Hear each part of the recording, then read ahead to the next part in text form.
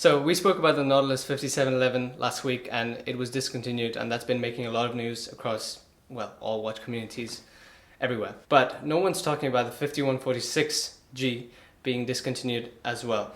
And I think that watch is actually a lot better than the 5711 and it's highly underrated. So let's get into that.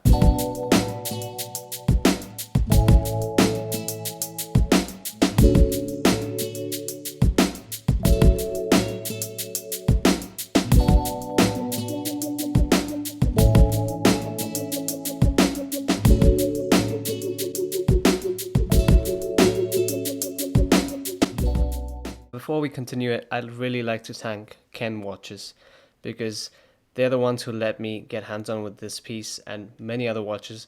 They're a watch dealer based in Hong Kong, but they do ship worldwide, so do check them out at kenwatches.com. Why did no one really care about the 5146G being discontinued? What is the 5146? It's an annual calendar from Patek. It was initially launched in 1996 and it's been around since. So annual calendar means it's got the day, it's got the date, it's got the month. Now you need to set this watch once a year because we have leap years, and so you have to set it in February. But apart from that, it will run throughout the year without needing to change the date. Now, why is this watch so underrated? It's because G in 5146G stands for gangster. No, it's gold. The case is made of solid white gold. This is a dress watch, so that's very appropriate to have a solid gold case, and it comes on a leather strap typically. You can get it on the solid gold bracelet as well, but that would be yellow gold, and I'm not that much of a fan of that. I think it's nicer on the strap. So 39mm diameter, 47 lug to lug, a really compact, nice size, typical to a dress watch, definitely, but it's almost a little bit larger than a dress watch, so it makes it a little bit more versatile. 11.23mm of thickness. Now that's fairly thick for a dress watch, even though it's got an annual calendar complication. What's so cool about this watch?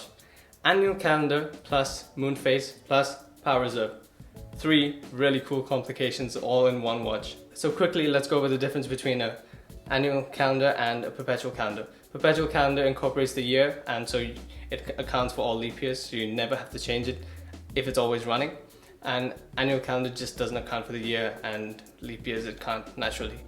So the moon phase on this watch is probably the most useless complication you can get on any watch ever.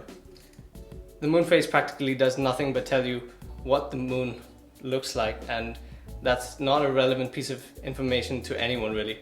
If you're some kind of oceanographer, you definitely have apps for that on your phone and you have better ways of doing so.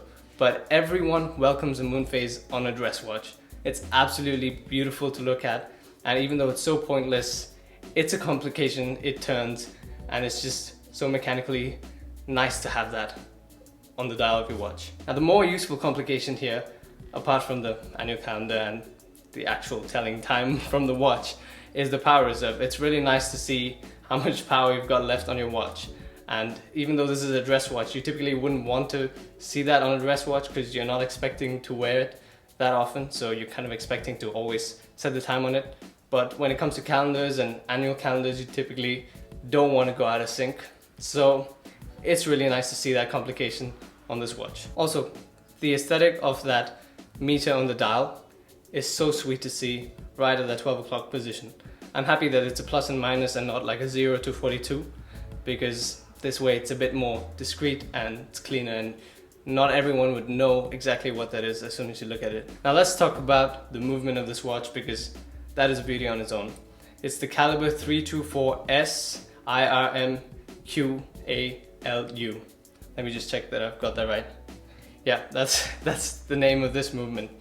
Now, you know the caliber 324 used to be there in the Nautilus and the Aquanaut range, so that's fairly normal, but they've updated that. So this is an old movement. This watch was introduced in 1986. Originally, I think it didn't have the power reserve, and then they added that and some more innovations along the way around in the mid-2000s. So, what's so cool about this, apart from it having complications? Well, nothing particularly great outside of that. The specs alone, 45 hours of power reserve at the top end, that's not impressive, and I think that's one of the reasons why they've taken this watch off market. I think they're going to develop a new caliber which would be a lot more impressive and more to today's standards. Also, no hacking. So that's that's quite sore. In terms of thickness itself, the caliber is 5.32 millimeters thick. That's not all that thin, even though it sounds really thin. For such a caliber, it's not all that thin. For example, the Octofinissimo, like I said, has an extremely thin caliber. I think the next version of this watch, the successor, will definitely be a lot thinner. Now the movement has 11 bridges. What is a bridge? Essentially, it's a part of the frame of the movement. It's like tiny plates that you have, and it kind of makes the movement a little bit more modular in the sense that you don't have to take apart the entire, all the plates in order to service one part of it. So a watchmaker could technically take out some bridges and just work on specific areas of the watch, and that makes it quite superior in terms of a feat of watchmaking. The movement also has 36 jewels. Jewels refer to the bearings, the jewel bearings. They're essentially synthetic ruby bearings, which are extremely low friction. That's why they're used in watches, because you don't want to keep oiling it often and you don't want to service it often. So it's very nice to have 36, as it's really nice to see those little red pips all over the place. And it has more because it has more complications, more moving bits, so naturally more bearings. The caliber itself is made of 355 parts. Now, if you have no idea how many parts there are inside a watch, that might not mean much to you, but for reference, a simple three-hander would typically have between 130 and 150 parts inside, unless you're the Swatch System 51, which can never be serviced, but has only 51 parts. The balance wheel is the Patek Gyromax. Now this is a unique balance wheel because it was developed obviously in-house by Patek, and it's different. The way it's different is that the wheel itself has tiny weights on it, up to 8 weights, 6 to 8 weights. And by changing the direction of each weight, you can actually change the moment of inertia of the wheel. What is the moment of inertia? It's essentially the resistance of the wheel to rotation. So you can essentially make the balance wheel have a theoretically higher diameter, which would theoretically increase the moment of inertia without actually changing the diameter at all.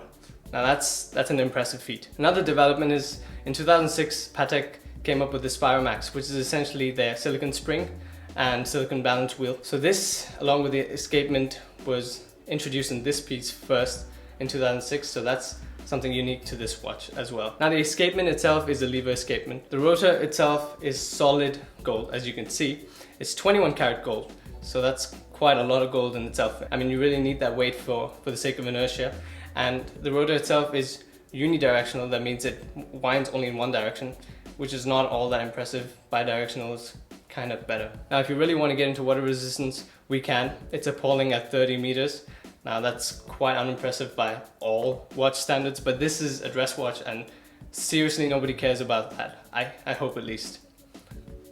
Don't swim with this. So, finally, how does the watch wear? With that 39mm case, 47 lug to lug, it is so versatile on the wrist. It's not exactly dress watch specifications. It's 11mm thick. It wears a bit larger than dress watch, but not quite a sports watch. And I think it's a really versatile size, fits on a plethora of wrists, and it's good for many, many occasions. I would really like to wear this watch a lot if I had it. Now the thickness is not that nice, but personally I really don't care about anything until 13mm thick.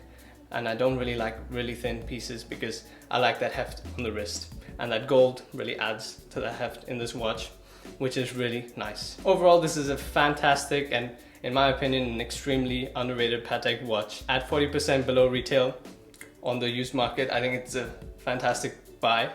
Well, all of this is relatively ridiculous because at the end of the day, it's a watch for the price of a car, but taking things within their own context, I think it's a good purchase. It's one of my favorite watches, actually.